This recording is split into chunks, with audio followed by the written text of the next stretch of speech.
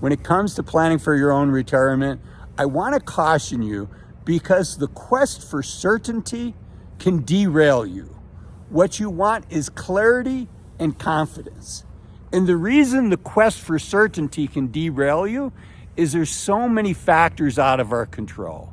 You want to be directionally correct, but you don't want to spend so much time in spreadsheets and planning software that you lose the forest from the trees.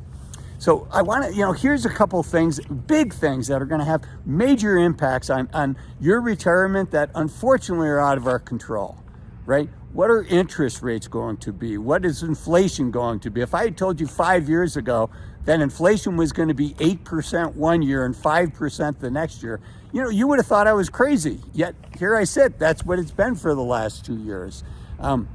What's the stock market going to do? Maybe you get fortunate and you have 5 years of positive stock results. But maybe you get unfortunate and you have a 3-year bear market where the stocks go down. You just don't know. What else don't you know? You don't know how long you're going to live. You don't know what your health is going to be like for the 5 or 10 years before you pass away. So there's a lot of benefit to being directionally correct. Let me give an example of being directionally correct.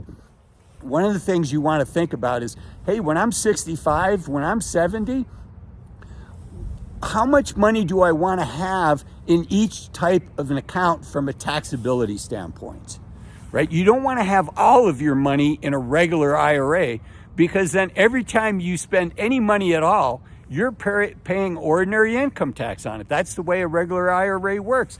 Every withdrawal coming out is ordinary income. And then when you have your required minimum distributions, when the government says, hey, you got to start taking money out of your account, now you've lost control over your taxable income.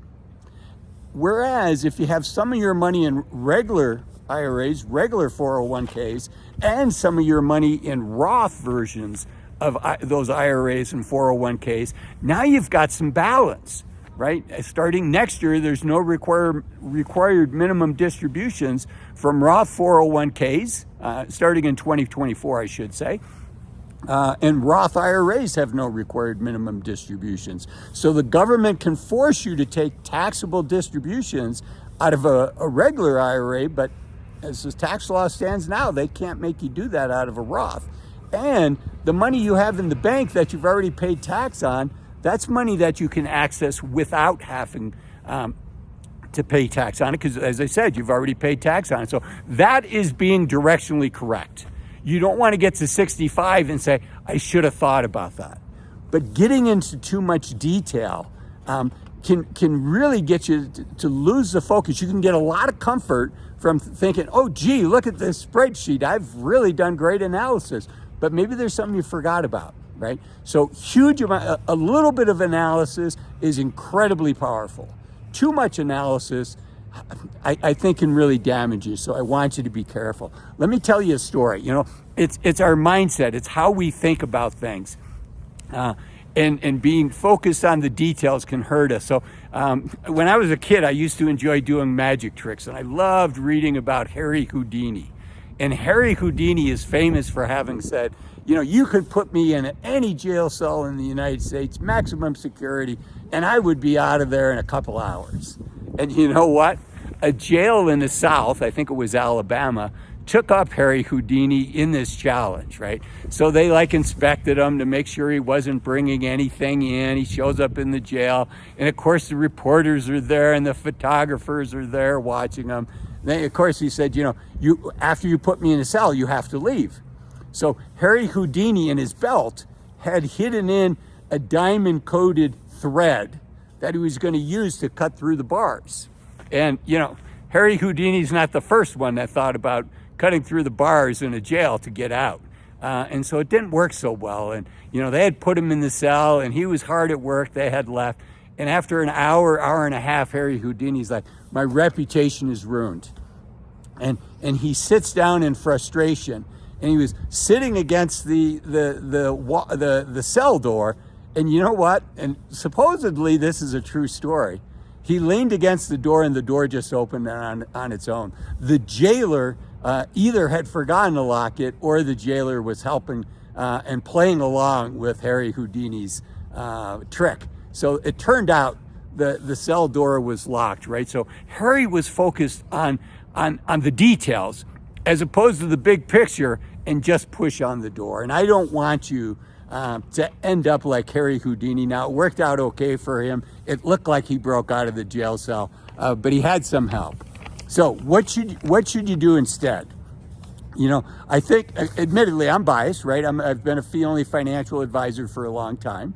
I'm biased. I think you should work with a professional. I think there's a lot of benefit to doing that. And one of the reasons is, you know, we all go through our lives, our one and only lives, on our own, right? But a financial professional has hopefully helped hundreds, if not thousands of other people go through this transition before you, so they know what to look for, what the common misconceptions are, just like the example I talked about where you want to have money in different types of accounts for tax reasons. They've seen that play out, so they know what to look for. I also want to encourage you to accept reasonable assumptions for what tax rates are going to be, for what the stock market's going to do, for interest rates, and be comfortable with the fact that that's just one of those facts that we cannot know. And for some of us, that's going to be hard to accept, but I think it's important that you do that. I also want to encourage you to have a bit of optimism that things are going to work out. You're working with a professional, or you're researching this on your own. You're doing the best that you can, and some optimism that, you know what, things are going to work out is really, really helpful. And then, you know, then sleep well at night with the comfort that you've worked with a professional. You've done everything that you can do. Let's go for a little bit of walk. I've been sitting on this bench for too long. You've done everything that you can do, and you know, the rest is out of control. Could you end up with a 2008, 2009 type crash? You could.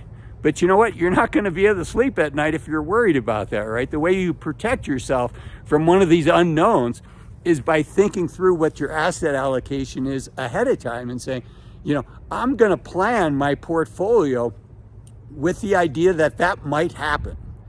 And if that does happen, you know, then, you know, I'm just going to toss out an example. Like you're 50% in stocks, 50% in bonds, and you're comfortable that those stocks could go down, you know, during your lifetime, during a year or a 2-year period or a 3-year period, 30, 40, 50%. During 2008, 2009, the market was down from the peak to the low over 60%.